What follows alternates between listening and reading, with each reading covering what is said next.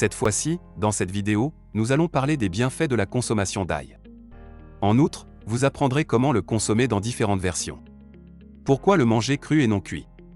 La quantité que vous devez manger.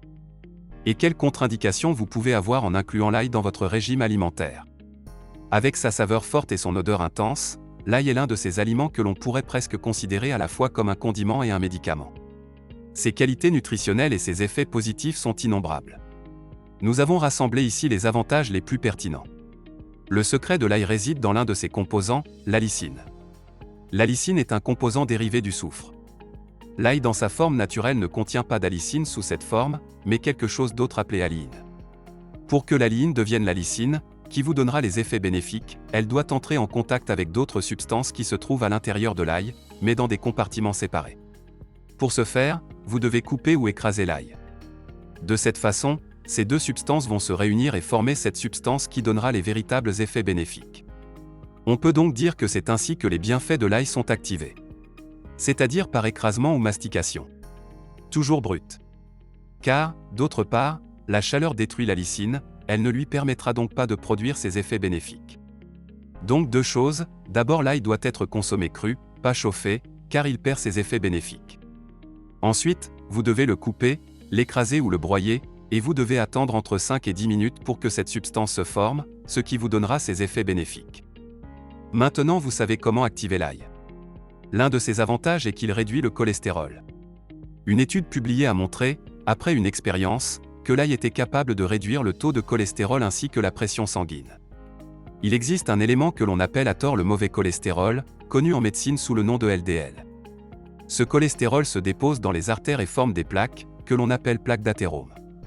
Le sang circule et cette plaque grossit de plus en plus, jusqu'à ce qu'il arrive un moment où le sang ne pourra plus circuler correctement, lorsque la plaque devient suffisamment grande, ou lorsqu'elle se rompt et forme un caillot. Il existe des preuves tout à fait convaincantes que l'ail réduit de 5 à 15% le cholestérol total, mais surtout le mauvais cholestérol, et des études plus modestes montrent que cette plaque, qui est l'ennemi et la cause des crises cardiaques, des accidents vasculaires cérébraux et d'autres maladies, diminue avec la consommation d'ail. L'autre grand ennemi de notre corps sont les caillots ou thrombies, c'est-à-dire lorsque les plaquettes se collent les unes aux autres et forment un amas dense de plaquettes. C'est un caillot. Quand il circule, il se déplace ailleurs, et il touche vos artères comme celles du cerveau, provoquant une attaque. Il existe également des études modérément convaincantes qui montrent que la consommation quotidienne d'ail permettrait de diminuer l'agrégation plaquettaire, ce qui aurait pour effet de détruire ou de diminuer, voire de prévenir, la formation de ces caillots.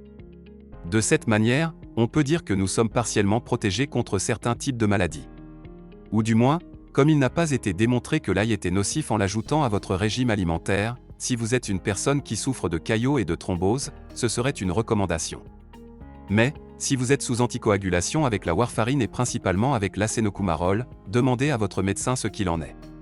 C'est la même chose que si vous êtes sur le point de subir une opération chirurgicale. Vous savez pourquoi? Parce que l'ail peut augmenter les effets des anticoagulants. Par conséquent, consultez toujours votre médecin si vous avez l'un de ces problèmes. L'autre grand ennemi de la santé mondiale est l'hypertension artérielle. Des études modérées et un peu moins fiables ont montré que l'ail permettait de réduire la pression artérielle élevée, dite systolique, de 5 à 8 points.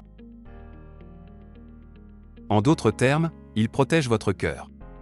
Manger de l'ail régulièrement améliore la circulation sanguine, car il provoque une vasodilatation, augmente le diamètre des vaisseaux sanguins et donc le sang circule plus facilement, ce qui fait baisser la pression. Mais n'arrêtez jamais de prendre des médicaments contre la tension artérielle, ni ne les remplacer par de l'ail, surtout pas sans consulter votre médecin. Car si votre médecin vous a prescrit des médicaments contre la tension artérielle, vous en avez probablement besoin. D'autres avantages de l'ail sont, par exemple, qu'il renforce le système immunitaire. Ajouter de l'ail à nos recettes est très bénéfique pour nos défenses, car il est antiviral, antifongique et antibactérien. Contrairement aux antibiotiques synthétiques, les bactéries, les virus et les champignons ne présentent pas de résistance à l'ail. Il prend soin de vos os.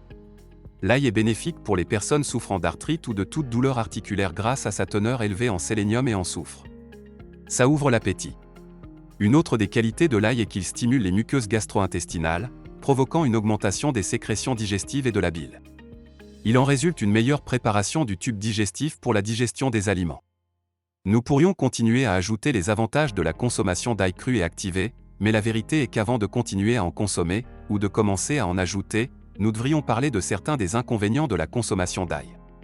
Certaines personnes dans le monde sont allergiques à l'ail, et elles décrivent des réactions allergiques vraiment sévères.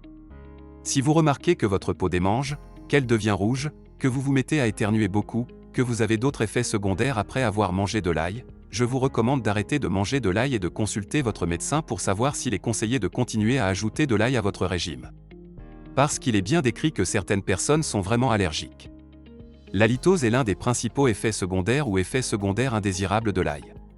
Ce qui est vraiment la mauvaise odeur dans la bouche, et c'est vrai, car la lysine, en plus d'être très bénéfique, est très puante. Et cela se transmet lorsque nous parlons, lorsque nous conversons avec une autre personne, lorsque nous toussons, lorsque nous éternuons. La recommandation est de manger moins d'ail, de bien se brosser les dents, d'utiliser un bain de bouche et de ne pas en manger seul. Nous pouvons également vous recommander de mâcher quelques feuilles de persil ou de menthe, ou encore de boire du miel avec du jus de citron pour éviter la mauvaise haleine que peut provoquer l'ail cru. Voici quelques conseils sur la façon de manger de l'ail cru. Vous pouvez frotter de l'ail cru sur des tranches de pain grillé, le résultat est une collation savoureuse et nutritive, qui peut être accompagnée de jambon serrano, de jambon ou de fromage. Vous pouvez l'ajouter haché dans les salades, ainsi que préparer de l'huile à l'ail pour l'assaisonnement. Vous pouvez l'ajouter au jus de viande cuit, mais n'oubliez jamais que l'ail doit être cru. Et enfin, nous aimerions vous dire quelle est la portion raisonnable, soit 1 à 2 gousses d'ail par jour.